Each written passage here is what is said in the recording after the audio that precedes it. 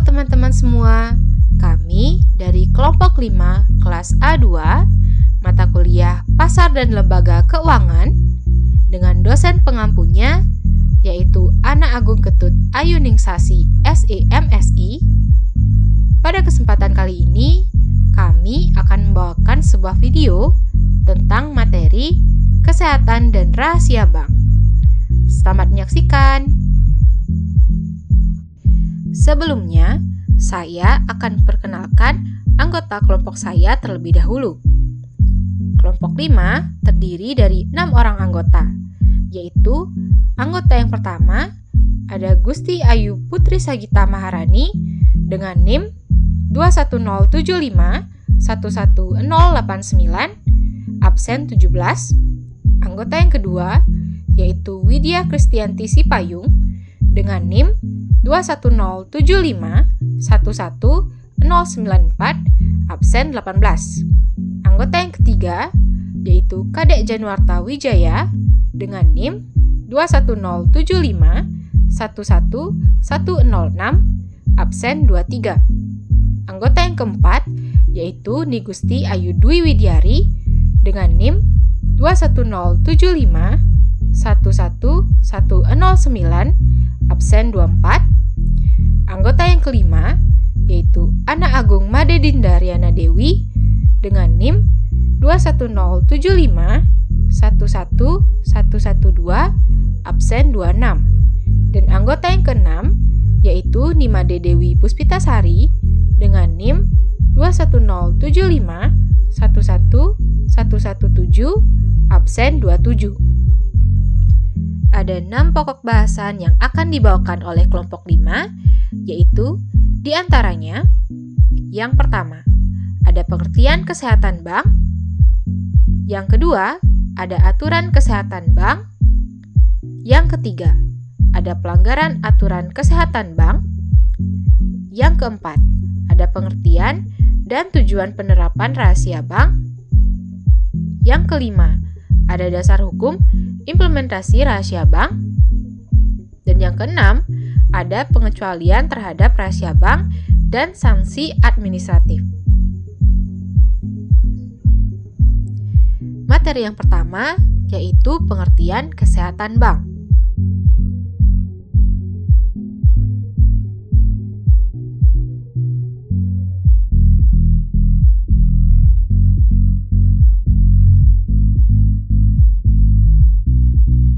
Kesehatan bank adalah bank yang dapat memelihara kepercayaan masyarakat, dan kesehatan bank juga dapat diartikan sebagai kemampuan suatu bank untuk melakukan kegiatan operasional perbankan secara normal dan mampu memenuhi semua kewajibannya dengan baik. Dengan peraturan perbankan yang berlaku, kesehatan bank memang mencakup untuk melaksanakan seluruh kegiatan dan usaha perbankannya. Kegiatan tersebut meliputi yang pertama, yaitu kemampuan menghimpun dana dari masyarakat, dari lembaga lain, dan dari modal sendiri. Yang kedua, yaitu kemampuan mengelola dana. Yang ketiga, yaitu kemampuan untuk menyalurkan dana ke masyarakat. Yang keempat, yaitu kemampuan memenuhi kewajiban kepada masyarakat, karyawan, pemilik modal, dan pihak lain. Dan yang kelima, yaitu pemenuhan peraturan perbankan yang berlaku. Materi yang kedua yaitu aturan kesehatan bank.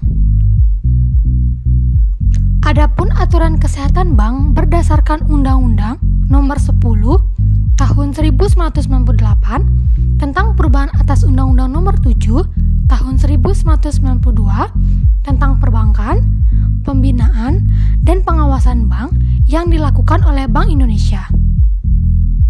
Undang-undang tersebut lebih lanjut menetapkan bahwa yang pertama, bank wajib memelihara tingkat kesehatan bank. Yang kedua, bank wajib menempuh cara yang tidak merugikan bank. Yang ketiga, bank wajib menyampaikan segala keterangan kepada Bank Indonesia. Yang keempat, Bank Indonesia melakukan pemeriksaan secara berkala apabila diperlukan. Yang kelima, bank wajib memberikan kesempatan bagi pemeriksaan buku untuk memperoleh kebenaran.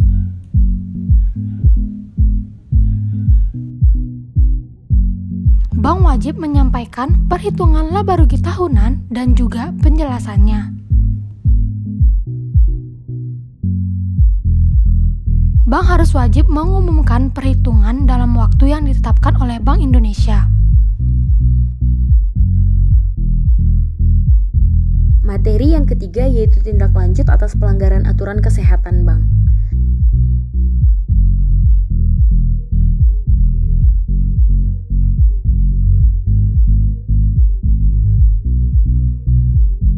Apabila terdapat penyimpangan terhadap aturan tentang kesehatan bank, maka Bank Indonesia dapat mengambil tindakan-tindakan tertentu dengan tujuan dasar agar bank bersangkutan menjadi sehat dan tidak membahayakan kinerja perbankan secara umum. Jika suatu bank mengalami kesulitan yang membahayakan kelangsungan usahanya, maka Bank Indonesia dapat melakukan tindakan agar: yang pertama, pemegang saham dapat menambah modal. Yang kedua, pemegang saham dapat mengganti dewan komisaris dan atau direksi bank. Yang ketiga, bank dapat menghapus bukukan kredit atau pembiayaan berdasarkan prinsip syariah yang macet dan memperhitungkan kerugian bank dengan modalnya. Yang keempat, bank dapat dijual kepada pembeli yang telah bersedia mengambil alih seluruh kewajiban bank. Yang kelima, bank menyerahkan pengelolaan secara keseluruhan atau sebagian kegiatan bank kepada pihak lain. Kemudian yang terakhir, bank dapat menjual sebagian atau seluruh harta dan kewajiban bank kepada bank lain atau pihak lain. Namun, apabila menurut penilaian Bank Indonesia terjadi kesulitan perbankan yang membahayakan perekonomian nasional, maka atas permintaan Bank Indonesia, pemerintah setelah berkonsultasi kepada Dewan Perwakilan Rakyat Republik Indonesia dapat membentuk badan khusus yang bersifat sementara dalam rangka penyehatan terhadap bank-bank badan khusus sebagaimana maksud di atas mempunyai wewenang, yaitu: yang pertama, bank dapat mengambil alih dan menjalankan segala hak dan wewenang, menguasai, mengelola, dan melakukan tindakan kepemilikan atas kekayaan milik atau yang menjadi hak bank, termasuk kekayaan bank yang berada pada pihak manapun baik di dalam maupun di luar negeri. Kemudian yang kedua, bank dapat meninjau ulang, membatalkan, mengakhiri, dan atau mengubah kontrak yang telah mengikat bank dengan pihak ketiga yang menurut pertimbangan badan khusus merugikan bank. Yang ketiga, bank dapat menjual atau mengalihkan kekayaan bank, direksi, komisaris, dan pemegang saham tertentu di dalam negeri maupun di luar negeri, baik secara langsung maupun melalui penawaran umum. Kemudian yang terakhir, bank dapat melakukan penagihan piutang bank yang sudah pasti dengan penerbitan surat paksa. Materi yang keempat, yaitu pengertian dan tujuan penerapan rahasia bank. Rahasia bank adalah segala sesuatu yang berhubungan dengan keterangan mengenai nasabah penyimpan dan simpanan nasabah. Nah, apa sih pentingnya rahasia bank? Kerahasiaan bank sangatlah penting agar bank dipercaya oleh masyarakat yang kemudian mau menyimpan uangnya pada bank. Masyarakat hanya mempercayakan uangnya pada bank atau menggunakan jasa bank apabila memberikan jaminan bahwa pengetahuan bank tentang simpanan dan keadaan keuangan nasabah tidak disalahgunakan.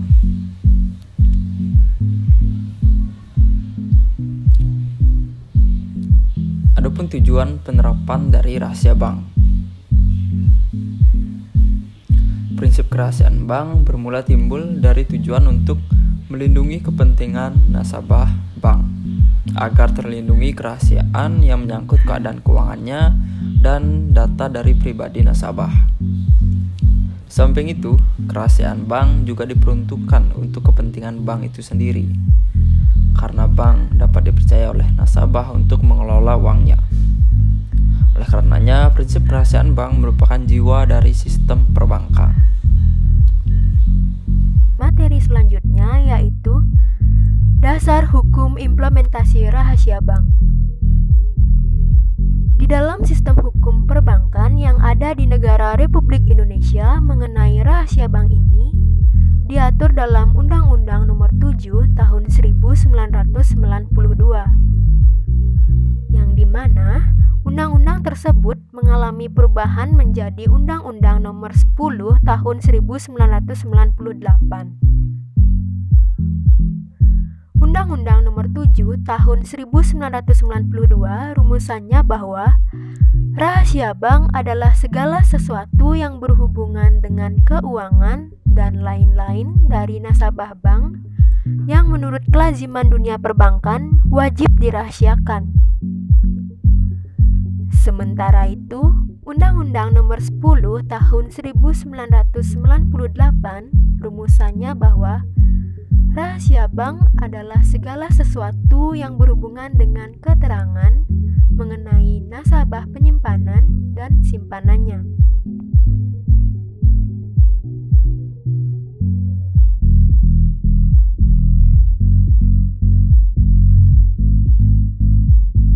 Pengecualian terhadap rahasia bank dan sanksi administratif. Pengecualian terhadap rahasia bank. Nah, tentu saja bank wajib merahasiakan keterangan mengenai nasabah penyimpan dan simpanannya. Namun, ada beberapa tindakan pengecualian oleh perbankan yang dapat membuka beberapa hal kesesuaian mengenai pengecualian tersebut dengan Undang-Undang Nomor 10 Tahun 1998 tentang Perbankan dalam Pasal 40 Ayat 1, Pasal 41, Pasal 41A, Pasal 42, Pasal 43, Pasal 44, dan Pasal 44A. Dalam hal ini, ketentuan pengecualian tersebut diantaranya: yang pertama, untuk kepentingan perpajakan. Dalam Pasal 41 Ayat 1 Undang-Undang Nomor 10 Tahun 1998 mengenai perbankan dengan isi pimpinan Bank Indonesia atas permintaan dari Menteri Keuangan yang berwenang mengeluarkan perintah tertulis kepada bank agar memberikan keterangan dan memperlihatkan bukti tertulis dan surat mengenai keadaan keuangan nasabah penyimpan yang akan nantinya diberikan kepada pejabat pajak untuk diinformasikan isi kedataannya. Yang kedua, untuk kepentingan penyelesaian piutang bank. Di dalam Pasal 41A dengan undang-undang yang sama, berisi pimpinan Bank Indonesia yang memberikan izin kepada pejabat, Badan Urusan Piutang dan Lelang Negara, atau Panitia Urusan Piutang Negara untuk memperoleh keterangan dari pihak bank yang terkait mengenai simpanan nasabah debitor, dan pihak dari bank wajib memberikan keterangan yang diminta. Yang ketiga, untuk kepentingan peradilan pidana. Dalam Pasal 42 dengan undang-undang yang sama mengenai pembahasan pengecualian kerahasiaan bank atas paksaan hukum. Kepentingan peradilan pidana apabila pimpinan Bank Indonesia dapat memberikan izin kepada polisi, jaksa, atau hakim untuk memperoleh keterangan dari bank mengenai simpanan atau terdakwa, dan pihak bank wajib memberikan keterangan yang diminta sesuai atas pelanggaran hukum yang telah nasabah lakukan. Yang keempat, untuk kepentingan peradilan perdata. Dalam Pasal 43 dengan undang-undang yang sama, membahas mengenai membatasi pada sengketa atau perkara yang terjadi antara bank dengan nasabahnya. Direksi bank antara bank dengan nasabah dapat menginformasikan kepada pengadilan tentang keadaan keuangan nasabah dan memberikan keterangan lain yang relevan dengan perkara tersebut. Yang kelima, untuk keperluan tukar-menukar informasi antar bank. Di dalam Pasal 44 dengan undang-undang yang sama, membahas dan telah menetapkan dalam rangka tukar-menukar informasi antar bank untuk keperluan tersebut dimaksudkan memiliki tujuan untuk memperlancar dan mengamankan kegiatan usaha bank, antara lain mencegah kredit rangkap serta mengetahui keadaan status dari suatu bank yang lain, sehingga bank dapat menilai tingkat risiko yang dihadapi. Yang keenam, pemberian keterangan atas persetujuan nasabah. Di dalam Pasal 44A Ayat 1 dengan Undang-Undang Nomor 10 Tahun 1998 menyebutkan bahwa bank wajib memberikan keterangan mengenai simpanan nasabah penyimpan pada bank kepada pihak yang ditunjuk oleh nasabah penyimpan atas dasar permintaan, persetujuan, atau kuasa dari nasabah penyimpan yang dapat dibuat secara tertulis. Dengan hal tersebut, pihak bank dapat memberikan keterangan. Yang ketujuh, pengecualian rahasia bank apabila nasabah penyimpan telah meninggal dunia. Pasal 44A Ayat 2 mengenai pemberian keterangan kepada ahli waris. Bila nasabah penyimpan telah meninggal dunia, maka ahli waris yang sah dari nasabah berhak memperoleh keterangan mengenai simpanan nasabah tersebut.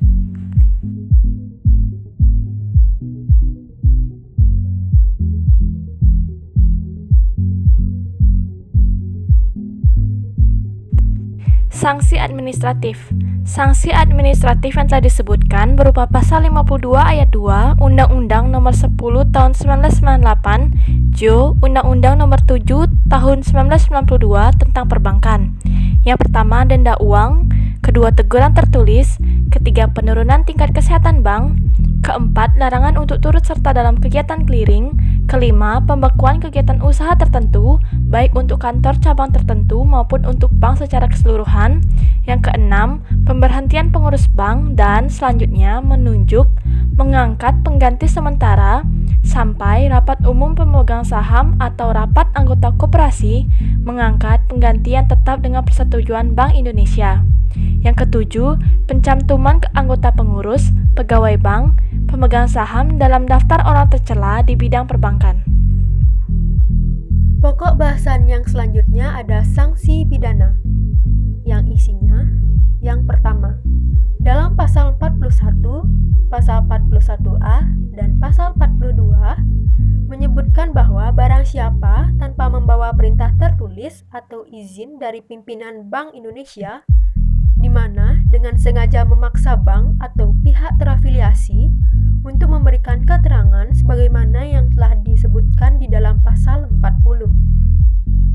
Yang kedua, anggota Dewan Komisaris Direksi, pegawai bank, atau pihak terafiliasi lainnya yang dengan sengaja menindaklanjuti atau memberikan keterangan yang wajib dirahasiakan pada pasal 40.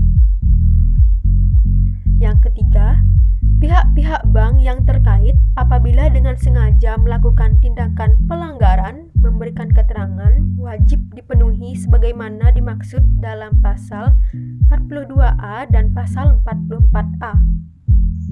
Baik, sekian video tentang materi kesehatan dan rahasia bank. Bila ada salah kata atau perkataan yang kurang berkenan, kami mohon maaf dan kami ucapkan terima kasih banyak kepada teman-teman yang sudah menonton video kami.